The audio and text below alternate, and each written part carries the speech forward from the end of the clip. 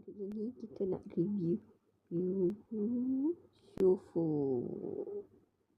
Ada Shufu, kereta yang baru masuk. 2.7 versi 2.7 tidak edit. Okay, ni ada 3 lah. Sebenarnya ada lagi 1, cuma ni saya dah jual. Okay, untuk yang first ni EXQ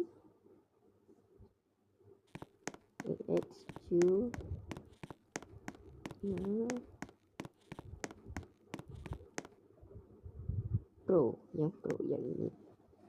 Jadi sebelah belakang ni listrik. Di sini ada satu motor listrik. Sebelah ni yang Pro, yang Max.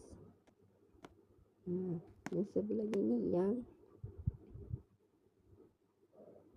Star EMI. Okay, itu 26. Untuk yang first ni,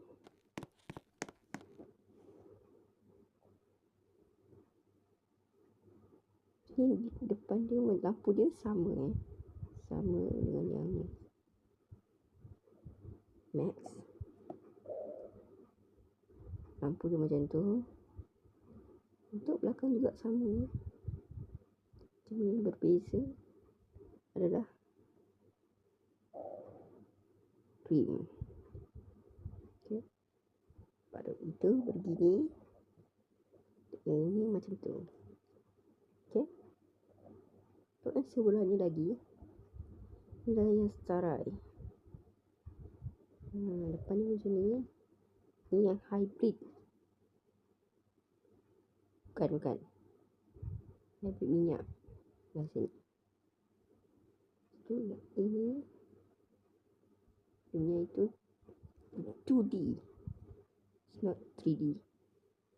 Okay, depan belakang, kiri kanan sama. Untuk belakang dia, lampu dia macam ni. So lampu kiri kanan dia bergabung dengan yang tengah. Okay, jom kita rasai kereta semua ini. Untuk yang first EX yang ni, untuk cara startnya, okay, lampu dekat, lampu jauh, fog lamp.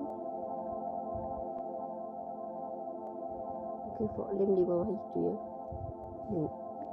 yang ini. Okay, untuk sohornya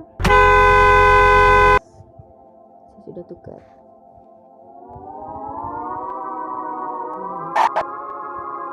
Pastinya saya tidak tahu, mungkin sudah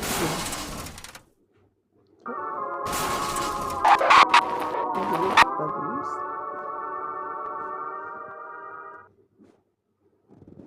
Yang cukup bagus. Untuknya lagi satu, ini yang Max. Ini juga khas. Ini juga sama, bulatnya sama, signalnya juga sama, warnanya juga sama. Yang terakhir bertiga, yang 4 itu saya sudah jual.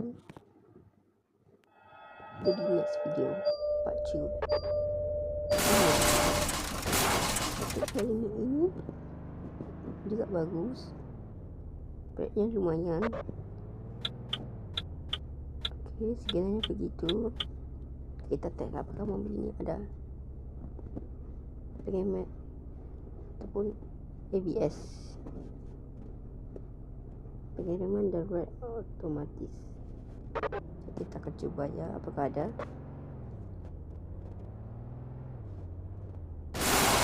Ini tidak ada.